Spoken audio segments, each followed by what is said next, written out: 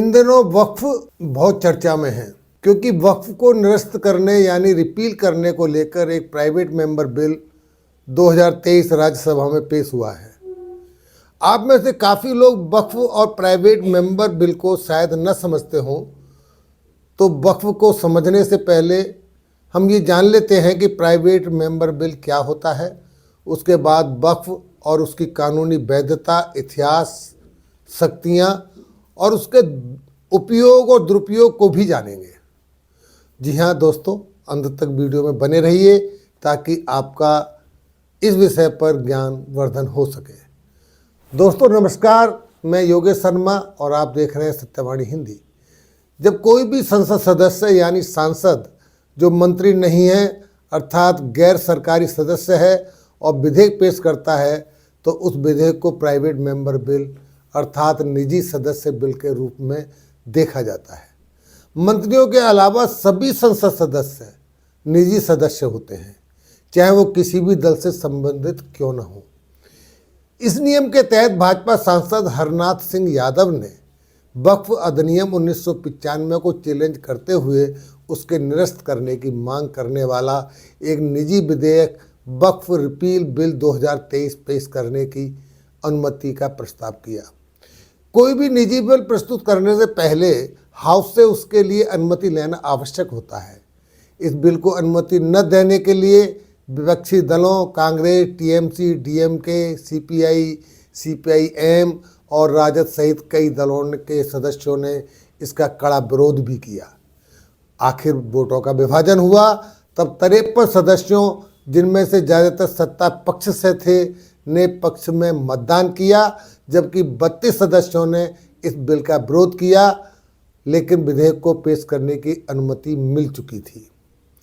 वक्फ repeal bill 2023 को भाजपा सांसद हरनाथ सिंह यादव ने वक्फ एक्ट 1995 पर प्रश्न चिन्ह लगाते हुए कहा कि यह भारतीय संविधान की अवधारणा के अनुकूल नहीं है और मुस्लिम समाज को इस एक्ट के तहत किसी भी संपत्ति को हथियाने की असीमित शक्तियां प्राप्त हो जाती हैं, जिनका प्रयोग धर्मांतरण के लिए भी किया जा रहा है। उन्होंने ऐसे कई उदाहरण भी दिए।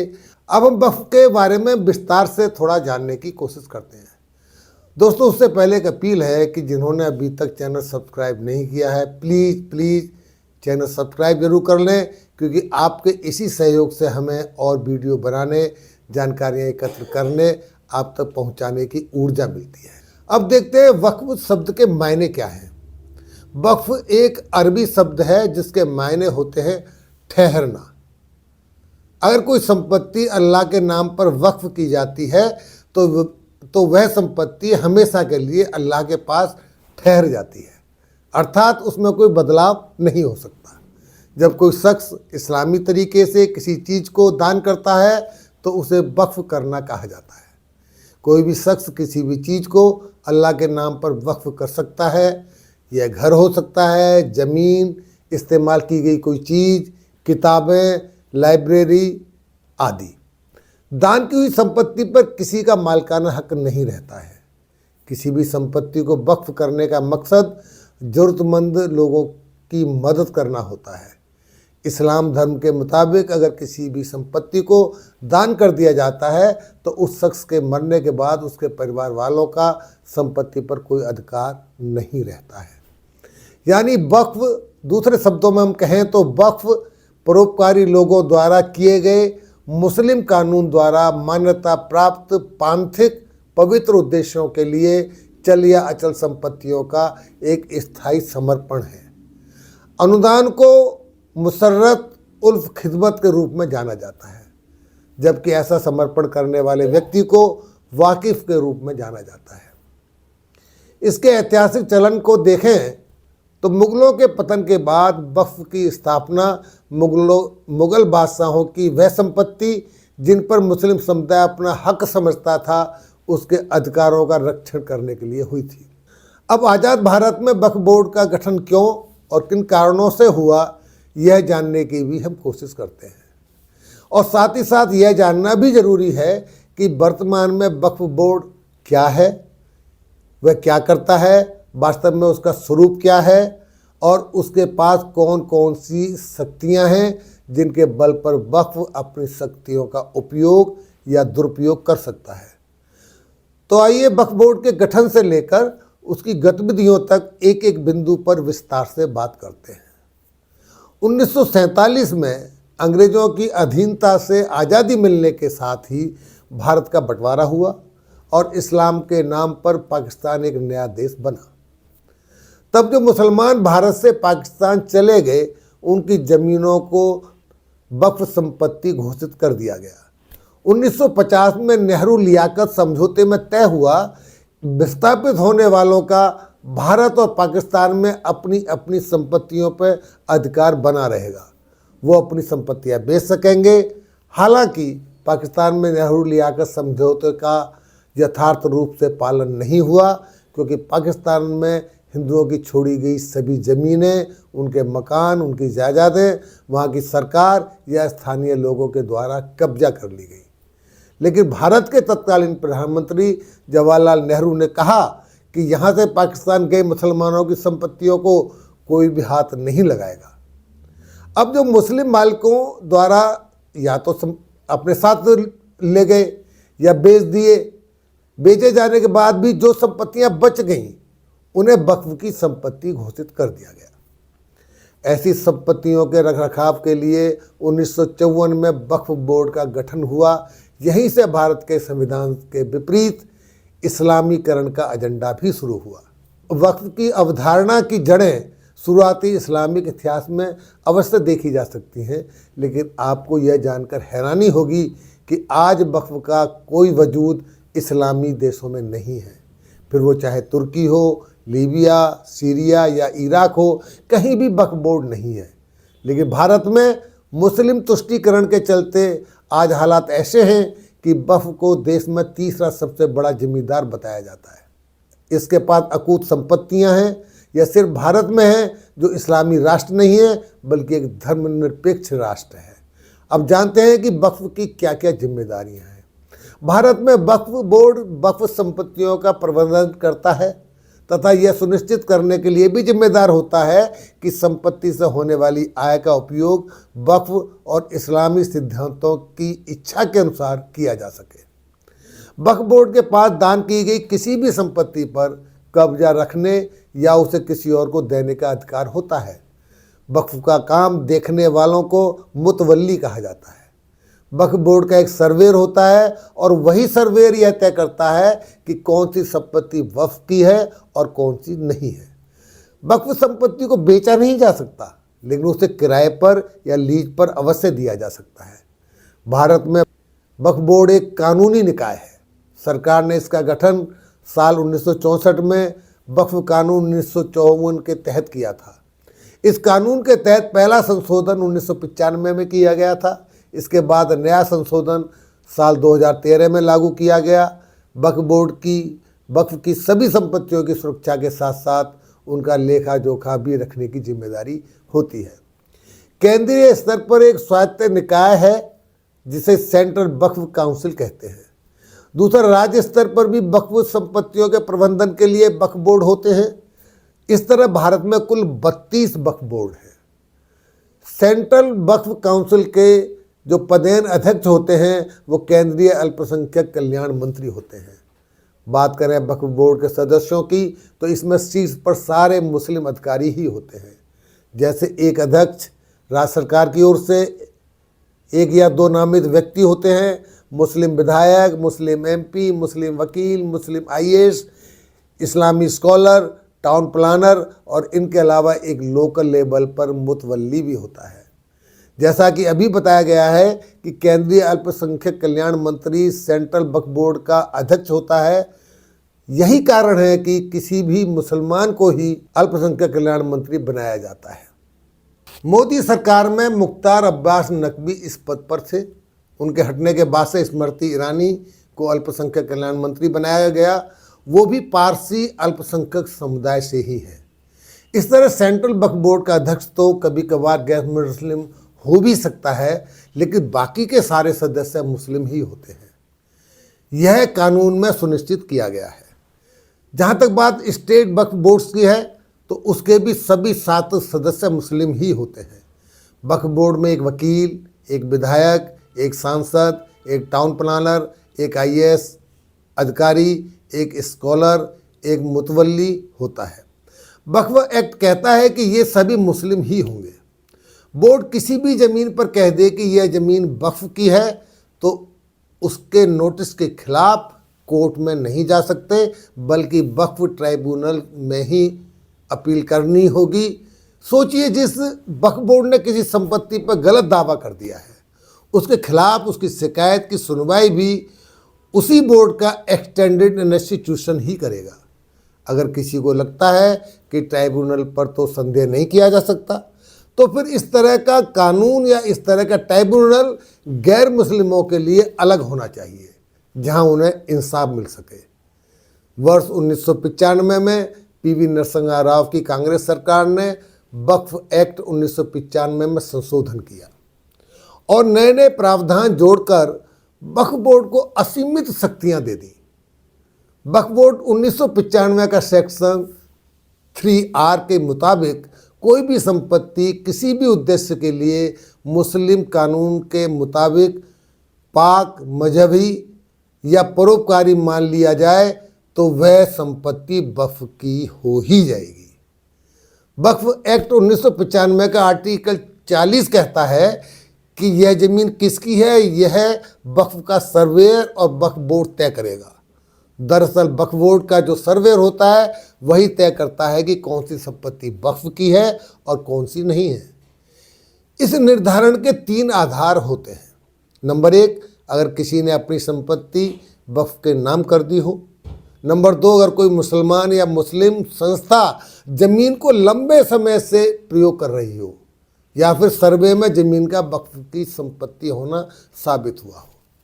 यही बात बड़ी बात है कि अगर आपकी संपत्ति को वक्फ की संपत्ति बता दी जाए तो आप उसके खिलाफ कोर्ट में नहीं जा सकते, आपको वक्फ बोर्ड में ही गुहार लगानी होगी। वक्फ बोर्ड का फैसला आपके खिलाफ आया तब भी आप कोर्ट नहीं जा सकते, तब भी आप वक्फ ट्राइब्यूनल में ही जा सकते हैं। इस ट्राइब्यूनल में प्रशासनिक अधिकारी होते हैं, उसमें गैर मुस्लिम हो सकते हैं। हालांकि राज्य की सरकार किस दल की है, ये बात उस पर निर्भर करती है कि ट्राइब्यूनल में कौन लोग होंगे। तुष्टीकरण की राजनीति के चलते संभवतया ट्राइब्यूनल में भी सभी के सभी मुस्लिम सदस्य हो सकते हैं। वैसे भी अक्सर सरकारों की कोशिश यही होती है कि ट्राइब्यूनल का गठन ज़्यादा से ज़्यादा मुस्लिमों के इच्छा के अनुसार हो। वक्फ एक्ट का सेक्शन 85 कहता है कि ट्राइब्यूनल के फैसले को हाई कोर्ट या सुप्रीम कोर्ट में भी चुनौती नहीं दी जा सकती। संपूर्ण भारत में ट्राइब्यूनल की संख्या मात्र 14 ही है। वक्फ बोर्ड 1954 के वक्फ एक्ट के मुताबिक किसी की निजी ज़मीन पर वक्फ दावा नहीं कर सकता था, लेकिन 1995 में जो कानून में संशोधन हुआ उसके मुताबिक अगर वक्फ बोर्ड को लगता है कि कोई भी संपत्ति वक्फ की है तो वह सर्वेयर के जरिए उसे ले सकता है। वक्फ एक्ट की धारा 40 के मुताबिक जब वक्फ बोर्ड किसी व्यक्ति को जिसकी ज़मीन पर दावा करता है तो ज़मीन पर दावा साबित करने की जिम्मेदारी वक्फ बोर्ड की नहीं होती है, बल्कि ज़मीन के असली मालिक को ये साबित करना होगा। अर्थात वक्फ बोर्ड किसी संपत्ति पर अपना दावा कर दे तो उसे बोर्ड की संपत्ति माना ही जाएगा। अगर दावा गलत है तो संपत्ति के मालिक को इसे सिद्ध करना होगा कि संपत्ति उसकी है। वक्फ एक्ट 1995 का सेक्शन 54 कहता है कि वक्फ बोर्ड संपत्ति पर अतिक्रमण हटाने के लिए जिला मजिस्ट्रेट को कह सकता है और जिला मजिस्ट्रेट की ड्यूटी है कि ऐसी संपत्ति को खाली करवाए। अब देखते हैं कि इन शक्तियों का उपयोग करते हुए वक्फ के पास कितनी चल या अचल संपत्तियां हैं। अभी हाल में कर्नाटका में मुस्लिम मतों के ध्रुवीकरण के बल पर कांग्रेस की सरकार बनी। उसके बाद गुलबर्गा के वक्फ जिलाध्यक्ष सैयद हबीब सरमस्त का एक बयान वायरल हुआ कि मुसलमानों को किसी भी रिजर्वेशन की आवश्यकता नहीं है। उनके पास गुलबर्गा में ही 27,000 एकड़ से ज़्यादा ज़मीनें हैं। अगर मुसलमान वक्फ को सही से संभालते हैं तो उनके पास इतना धन है कि वो हुकूमत को भी कर्जा दे सकते हैं। गुलबर्गा के अलावा पूरे भारत में वक्फ की संपत्तियों के बारे में जानने से पहले ये जरूर जान लीजिए कि वक्फ बोर्ड के पास भारतीय सेना और रेलवे के बाद सबसे ज़्यादा ज़मीनें हैं। यानी वक्फ बोर्ड देश का तीसरा सबसे बड़ा ज़मीनों का मालिक है। वक्फ मैनेजमेंट सिस्टम ऑफ इंडिया के मुताबिक देश के सभी वक्फ बोर्डों के पास कुल मिलाकर 8,54,509 संपत्तियां हैं, जो 8 लाख एकड़ से ज़्यादा ज़मीन पर फैली हुई हैं। अल्पसंख्यक मंत्रालय के अनुसार वक्फ बोर्ड के पास पूरे देश भर में 8,65,646 संपत्तियां पंजीकृत हैं। इनमें 80,000 से ज़्यादा संपत्तियां वक्फ के पास केवल बंगाल में हैं। इसके बाद पंजाब में वक्फ बोर्ड के पास 70,994, तमिलनाडु में 65,145 और कर्नाटका में 61,195 संपत्तियां हैं। अन्य राज्यों में भी इनकी बहुत संपत्तियां हैं। अगर देखा जाए तो सेना के पास केवल 18 लाख एकड़ ज़मीन पर संपत्तियां हैं और रेलवे के पास 12 लाख एकड़ में संपत्तियां फैली हुई हैं। अब जो आंकड़ा जानने के लायक है वो आपको चौंका देगा। साल 2009 में वक्फ बोर्ड की संपत्तियां 4 लाख एकड़ ज़मीन पर फैली थीं।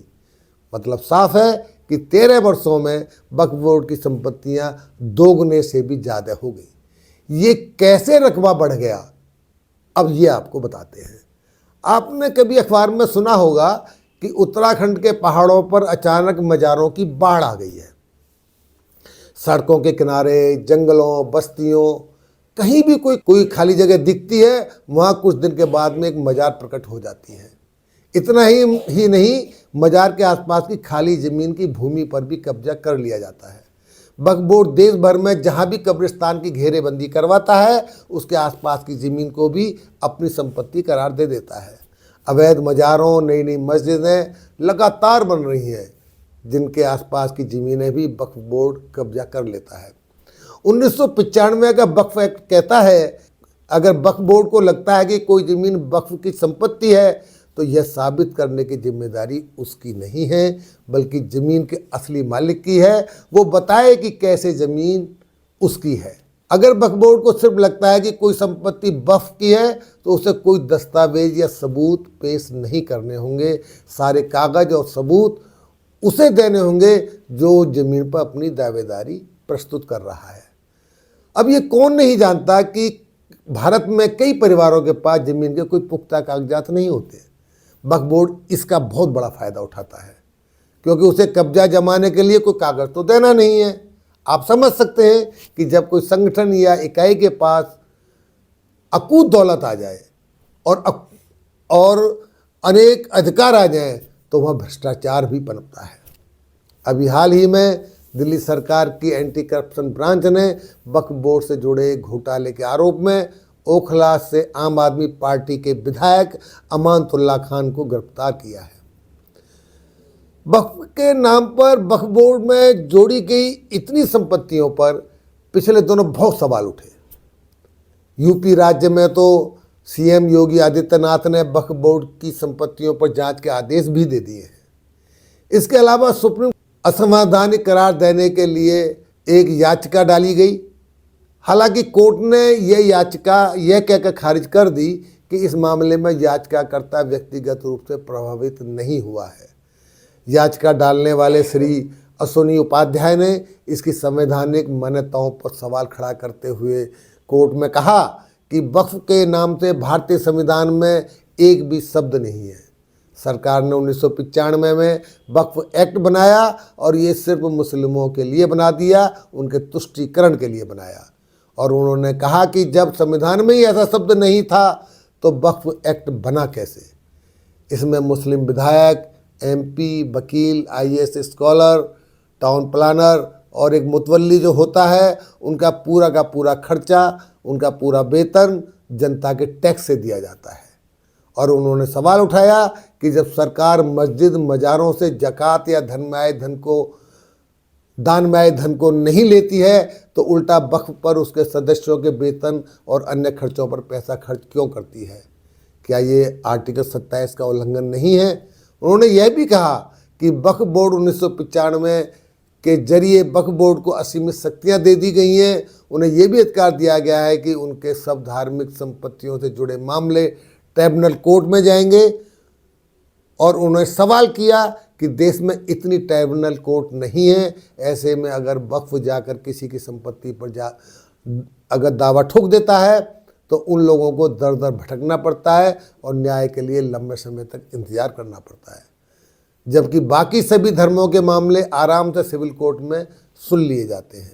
सुप्रीम कोर्ट में भले ही वकील अश्विनी उपाध्याय की याचिका खारिज हो गई हो, लेकिन उनके द्वारा उठाए गए सवाल कतई गलत नहीं थे। भारत जैसे लोकतांत्रिक देश में मजहबी आधार पर ऐसे बोर्ड और कानून बनाना कहाँ तक उचित है? ये गैर संवैधानिक होने के साथ साथ भेदभावपूर्ण भी है। आए दिन वक्फ बोर्ड पर धर्मांतरण के भी आरोप लगते रहे हैं, जिससे यह मामला और भी संवेदनशील बन जाता है। उदाहरण के तौर पर तमिलनाडु के एक हिंदू बाहुल्य गांव की 90% जमीन को वक्फ की संपत्ति घोषित कर दिया गया, जिसमें 1500 साल पुराना एक मंदिर भी है। सोचिए, दुनिया में इस्लाम के आने से पहले के मंदिर पर भी वक्फ ने अपनी मिल्कियत का दावा कर दिया।